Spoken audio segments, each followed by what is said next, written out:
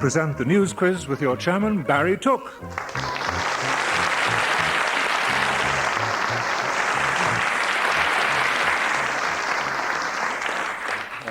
Hello and welcome to the news quiz, a sporting roundup of the week's news.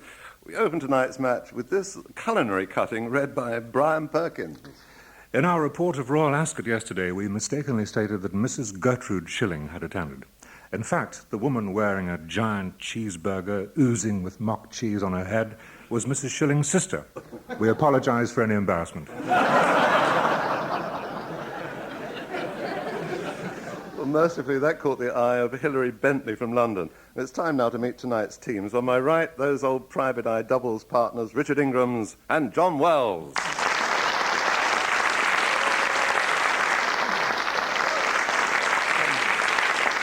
Whilst today, bearing in mind the repeat, on my left, we welcome a mixed partnership of TV presenter Kirsty Walk and her captain, the Monaco Selish of Radio 4, Alan Corran.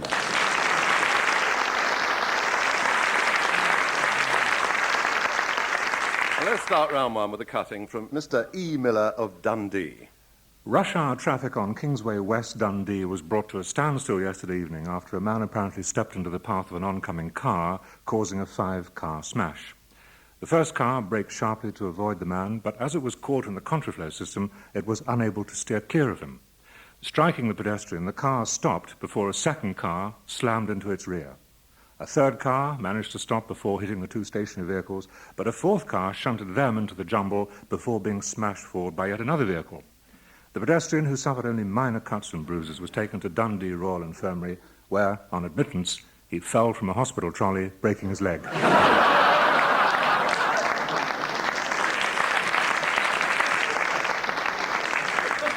Well done, Noble Perkins. I don't think the poor chap had a sporting chance there, which leads us nicely on to our first question. Richard, who'd give his right arm to be back in the saddle?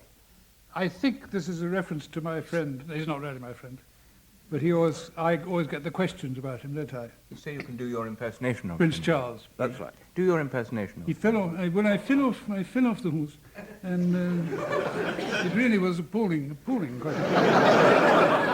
Anyway, you know, all the royal family believe in these homeopathic remedies. So some kind person sent him a lot of seaweed pills, and they're hoping that this will cure him. It's true. Quite true. In the Yes, Telegraph. It all concerns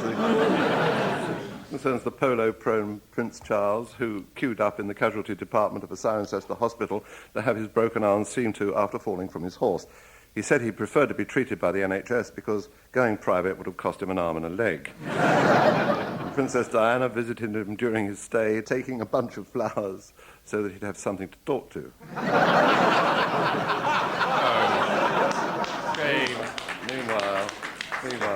Meanwhile, sympathy and advice poured in from previous sufferers of broken bones with this observation from Gloria Honeyford. The prince will find the most simple task quite difficult at first. Just putting on a pair of tights was a tremendous stunt. And that was spotted by John Murray of Hayes. John Wells, who's blessing a union to take the rail link overseas? This is one of Mr. Smarmy Cecil's schemes to do something with the Channel Tunnel on a privatised nature and having... No, Viv is shaking her head. This is a typical low trick to put the other team ahead. Well, do they know? It's lower than you think, actually. Jimmy Knapp and his National Union of Railwomen. Oh, you're Is it going that? to... You're going to... You don't want. Oh, my God. It's Can Jimmy you Knapp. possibly dig us out of this hole, lack of Alan? liaison between English and French unions over the tunnel. Well, it is a union, but it's a union... Because we have one every week. with the week before there was a radio growing in the Champs-Élysées, and then there was corn. I think this one is probably about the different rail gauge. This one stops in the middle of the channel, actually. It's about Which the who takes National over? Union of Seamen. They have the What? dwindling roll-on, roll-off membership list, who are to merge with the Railwaymen's Union and form the National Union of Rail, Maritime and Transport Workers. I'm sure that wasn't in the Independent. I doubt it. They're also not only merging as a union, but they're merging their excuses, such as, sorry this ship's late, Governor, but there's been leaves on the sea outside Dover. And we welcome aboard Kirsty Walk, of whom we ask, who's been making a racket in Southwest 15? Any number, including Steffi Graf, who I'm afraid came to grief today. Or indeed the other day. Indeed. Whatever day this programme is transmitted, she came to grief. So let's just say that the rain's been making a racket in Southwest 15. Well, Yes. Corin has it, of course. Well, I'm used to women grunting, but not normally at tennis. These teenagers can only get the ball over the net by a great exhalation and a thunder and a noise. And The Sun, in an exclusive, did a test and found that Monica Seles grunted more than anybody. Which is very exciting for a lot of old men who hang around Wimbledon. That's where you spend your time. That's where I spend my time. And this all refers to the increasingly noisy grunting of the increasingly young female tennis players at Wimbledon, some of whom must have been seeded some months before they were born. Presumably. No one has actually complained about it except John McEnroe, who thought that someone was paying him a compliment. And the line judge... Thank you. And the line judge who moaned that it kept him awake. And since it's done wonders for ladies' tennis, Alan, here's a question for you. Preceded by a slightly more tuneful groaning.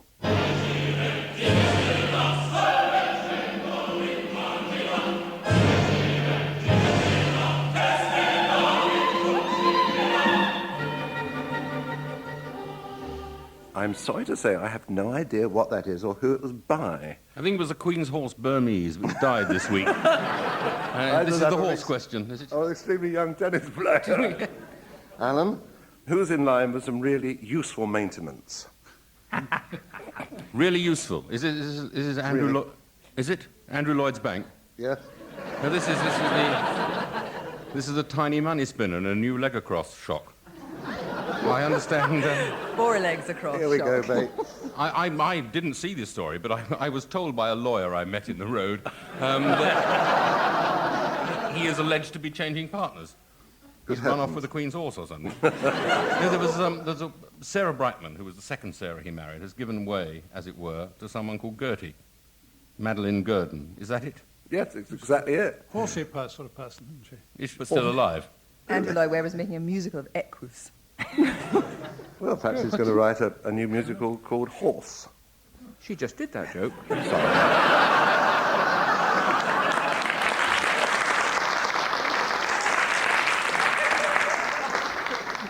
I can't understand the accent. That's the problem.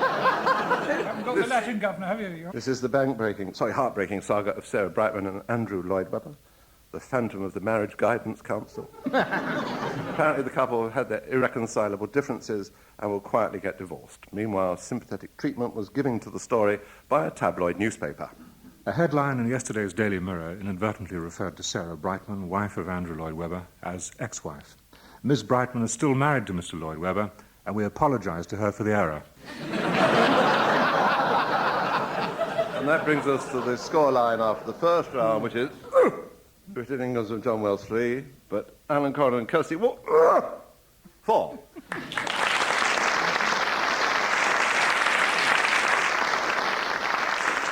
And before we leap into round 2, over to Brian. A security firm boss has been jailed for his part in a £15,000 dole swindle, along with 8 of his employees. The 9 men were caught in a Department of Environment swoop on security firms called Operation Bouncer. When interviewed by investigators, the employees said that it was their boss who had suggested they use false names. The prosecutor said they were all frank during the interview.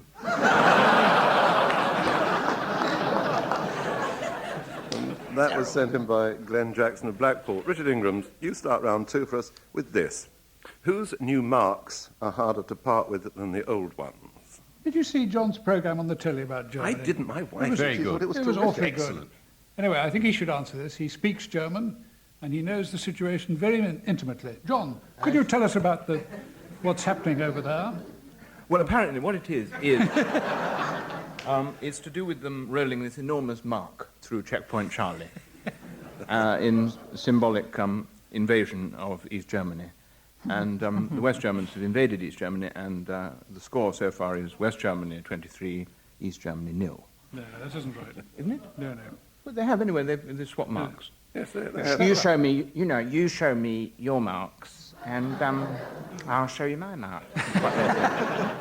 And they're exchanging them at a rate of 1 to 1, except if you have a very large bank account, then you get less. I don't know how that works out, but it's kind of building society in reverse. It's all about East Germany. Their switch to the West German currency seems to have led to an outbreak of panic saving, as East Germans who fought tooth and nail to get hold of Deutschmarks now just stare blankly at shop windows crammed with bewildering Western goods like food and books and the wheel. And John Wells, your proper question now. Where have they put in a word to give Oxford street cred? The answer. Oxford street credibility. Oh, I see. In the new Oxford Dictionary, Yes. apparently the word street cred is translated as Straßenweisheit, which comes as a great surprise to the compilers. I think you better ask Corin for a quarter mark to tell us the truth, because he reads the newspaper. No, that was it. That was the top and bottom of it. It has He's got street cred. the shorter Oxford Dictionary, abbreviated to SOD. Yeah. It's an even sillier sod than usual in that it requires itself to put in things like dosh and street credibility and all that. But John said that. He's absolutely right. He has divined it. Well, I think you deserve one for No, being so generous. No, don't let them leap too far ahead, otherwise it doesn't get No, dramatic. so don't worry about these things. It's all about the latest edition of the Oxford Concise English Dictionary, which claims 20,000 new entries, including smack, kissogram, though not necessarily in that order, accede, and the Wimbledon favourite. Out, though, go many words deemed to be totally redundant, like Marxism, the European, and Labour government. Interestingly, if you look up Charlie, it says, see under horse. Cutting now from Hillingdon Conservation News, spotted by Joanna Evans. When asked by a member of the public how old a certain tree broken by the recent high winds was, a council spokesman said, I don't know, I'm completely stumped. Well, back to you, Kirsty, with a clue for the Wrinklies.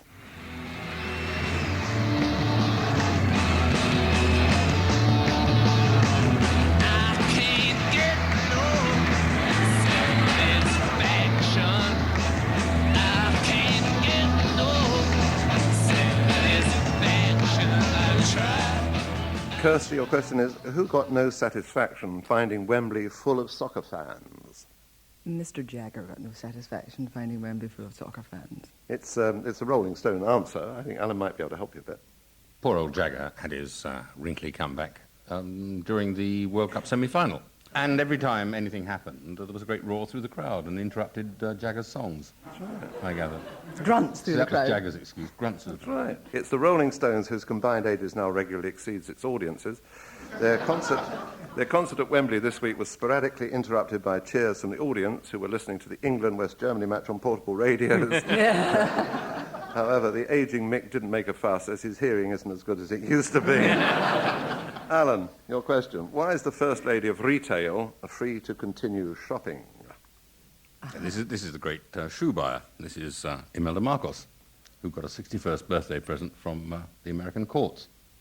And she was, there's nothing one can make of this, really. She was seen to have got off. She didn't screw the Philippine economy at all. It was her husband that did it, and she just went along with him. It was one of those post-sexist judgments that you don't expect to be made in New York, really. They said, blame the husband. This poor little woman is innocent. And there he was, sitting there, stuffed in a chair. He's been dead for 30 years. He's older than Charlie Watts. And this thing sat in a chair while she went through the Treasury. But nevertheless, and she's probably got better lawyers even than Andrew Lloyd Webber, she got off on a jolly good judgment, too. The woman is innocent. And so did that appalling little rat, Khashoggi. He got off as well. For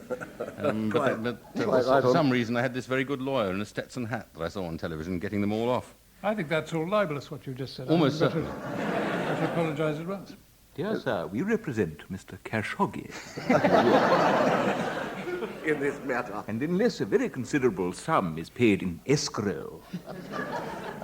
It's Imelda Marcos, of course, widow of the fallen Filipino philanthropist Neiman Marcos, who was cleared of looting £120 million from the Philippines Treasury.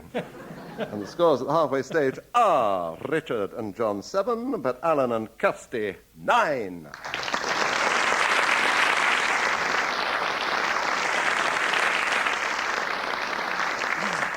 Round three opens with this from Rona Bagnall of Gloucestershire. A warning to motorists to watch out for deer straying on roads in the Blockley area, especially at night, was given at last Thursday's meeting of Blockley Parish Council.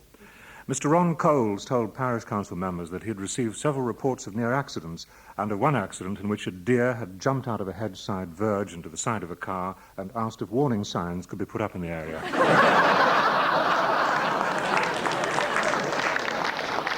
Well, if you don't ask. Richard, let me ask you this. Can you tell us about the bun fight at the OK Ya Corral? No, I don't think so. Bun fight. It doesn't sound like your sort of question. No, it's nothing to do with Arthur Scarborough or anything political, is it? Funny that, because it says on my script, Richard answers. A piece of optimism that I find hard to beat. About a party given by some yuppies or some such thing. Oh, no, I don't follow that sort of event. We're more interested here in serious politics, aren't we, John? And Economic- acerbic barbs. Cervic barbs. Satirical. Not parties given Well, by... I think it by- was the Burlington House. There was some ghastly ball yuppies. at some kind of, I think at the National Gallery or something like that. A lot of hoorays throwing buns through well-known paintings. And including, I believe, a very sensitive oil painting of Andrew Lloyd Webber. Shaking hands with Andrew Khashoggi. Yeah, shaking hands with his lawyer. Their hands in each other's wallets. That's another good one. Oh, that's very good. Terrific, that. Yes, that's the answer. It's something to do with that. There was a lot of yahoos springing about, and they do it this time of year because it's the season, you know. There we go. And all the ladies are, you know, like that. Any royalty there? What, on heat? Well, I'll give you the points because I don't have any more information than what I have in front of me. It says this concerns the joint birthday party held in a designer studio by Society swells Damien Aspinall and Robin Burley, who hurled 3,500 custard pies at their guests. And at least they made sure everyone left with a piece of the cake, even if most of them were wearing it. And John, here's some music for you.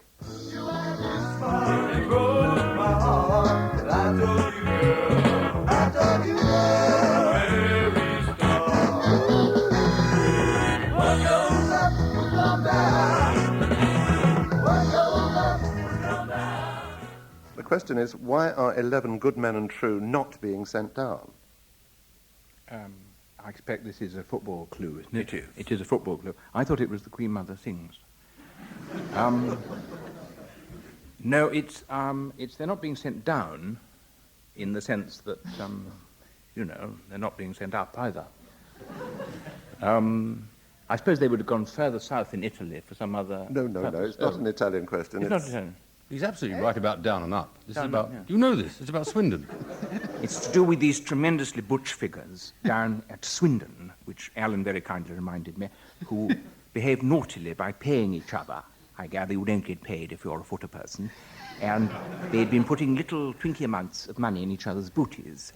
And the football authorities got really hopping mad and said they'd got to stop playing with the First Division people and go and play with the Third Division people, and they were very cross. But now, apparently, isn't it thrilling, they've been allowed back into the second div. Wonderful. Thank you.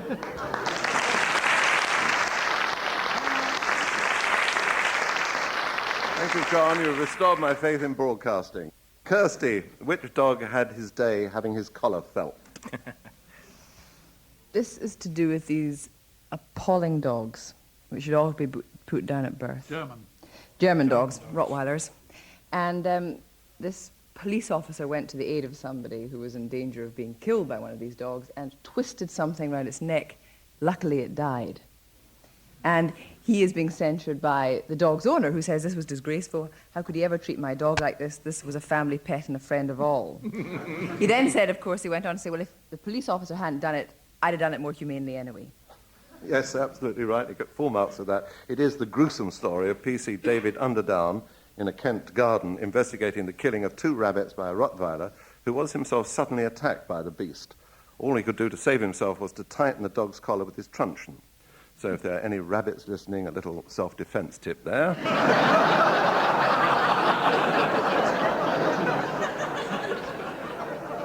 Only don't grunt while you're doing it. Alan, who might brainwash you into your annual fortnight's holes? Oh, yes, this is Rottweiler share, isn't it? It's the Office of Fair Trading, which is sharing an office with the Department of Trade and Industry.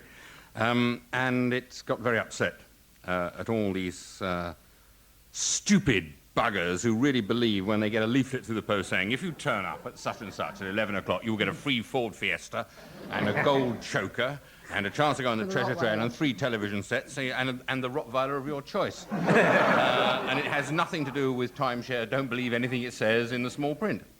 And anyway, a move is being made to spend money to protect these fools from themselves.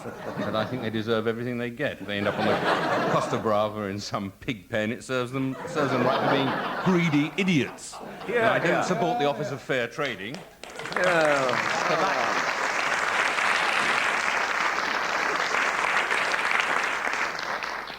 Any questions tonight comes to you from Church Hall near the Wallet.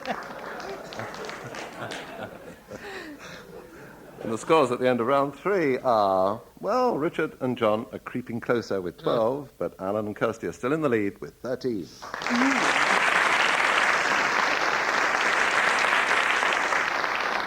Before the final match, here's a cutting from Margaret Street of Alton from the Southern Evening Echo.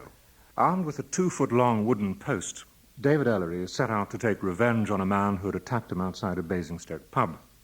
But it was only when the victim's wooden leg fell off that Ellery, 23, realised he had the wrong man.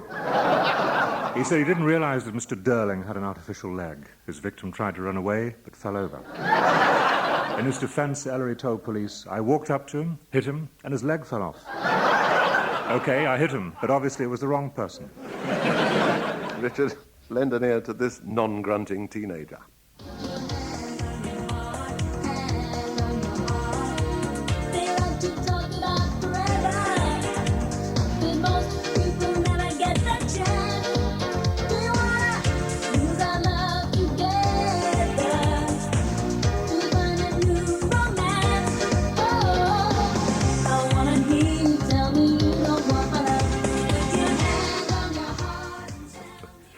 Richard, why won't her biggest fan play ball with his school? That, incidentally, was Kylie Minogue. Anybody know? No. Anybody want I to can see know? the major events of the week have been picked up by the BBC this week, as usual. It's all because 15-year-old Miles Wickham, this is the answer, all because 15-year-old Miles Wickham voted the biggest fan of Miss Minogue this side of Broadmoor, didn't want to play rugby, so his school in Purley threw him out. Unfortunately, they threw him forward, so they'll settle with a scrum outside the school gates. John, why did the Fox family play cat and mouse with breakfast?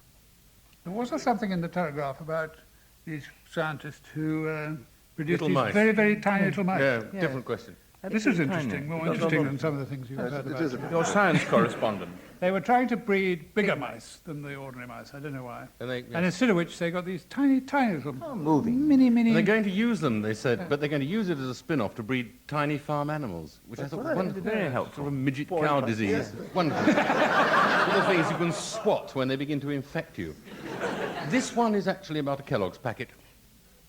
Kellogg's packet with a mouse in it, or an alleged Kellogg's packet, because Kellogg's haven't said we're now serving crispy mice. No doubt an inquiry is pending, but this woman, Mrs. Fox, opened her Kellogg's packet. Something was walking about in it, and it wasn't a plastic aeroplane. It was a live, normal size mouse. Really? And she put a sellotape thing over it, if sellotape don't get offended by this either, and she sent it to the Office of Fair Trading, so that people can share it. Time now for an anecdote from the Covent Garden Independent News. Lady Porter was spotted by 2 dishevelled men as she left an exclusive restaurant in Islington. One approached her as though to ask her for the price of a cup of tea. But with palm outstretched, he handed her 15p with the words, "Here you are, dear, buy yourself a cemetery."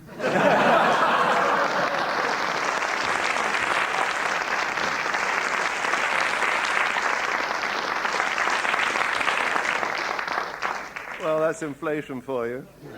A couple of years ago, 15p would have bought you 3.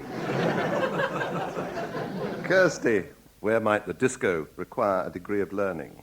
This must be the new college set up to give some kind of legitimacy to rock and roll. That you're actually going to get a degree and be able to take a course in disco music at this college. Lots of Kylie Minoguettes and Jason Donovanettes running around. I think that's just about absolutely it. right. This relates to the new Faculty of Pop Music at Salford College of Technology, where they've just announced a degree course leading to a Bachelor of Pop, or BOP. Salford was particularly keen to establish a chair in pop music, as they thought Mick Jagger might need it on his tour. And finally, Alan Corran, can you tell us about a colourful court case and a plain blue home movie? I know that people aren't taking blue movies out as much as they used to. They're taking fun movies out, it said in various newspapers.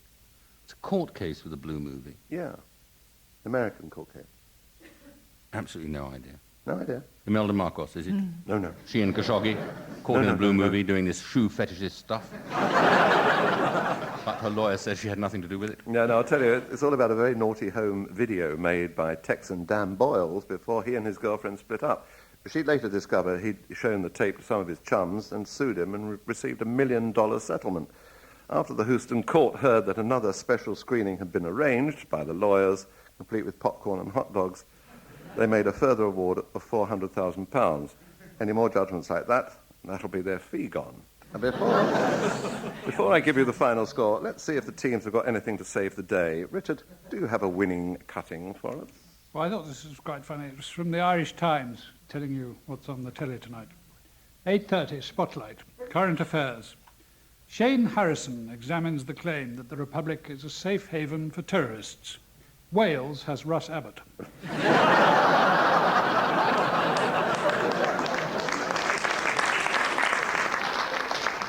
Very good. John, what have you got for us? It appears that Lady Porter emerged from her apartment one morning recently to discover a cab driver urinating on the rear wheel of his vehicle. Shocked and disgusted, Lady Porter took the offending cab driver's number and, according to reliable sources, complained to the Public Carriage Office. It is expected that she will have to attend an identity parade.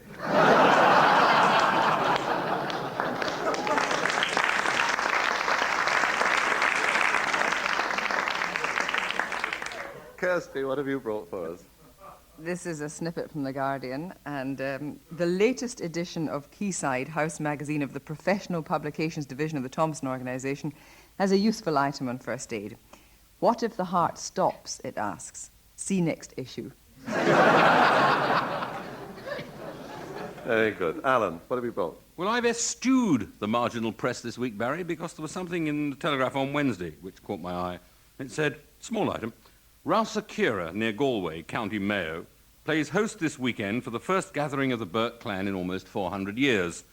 More than 5,000 Burkes are expected. I'll drink to that. And that brings us to the end of the contest, more or less, and time for me to give you the scores. Well, I'm afraid that Richard and John haven't advanced their cause at all, because they're still 12, but Alan and Kirsty have leapt ahead of this week's winners with 16. Well done, Kirsty and Alan.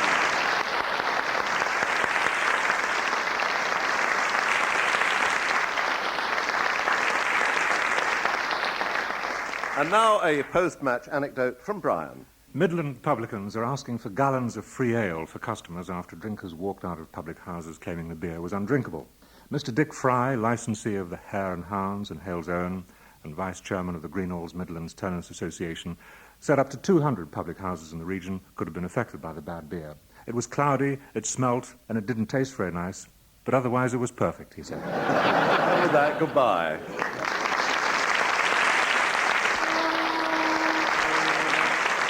Taking part in the news quiz were Richard Ingrams, John Wells, Kirsty Walk and Alan Corran. The chairman was Barry Took and the news was read by me, Brian Perkins. The programme was written by John Langdon and the producer, Diane Messias.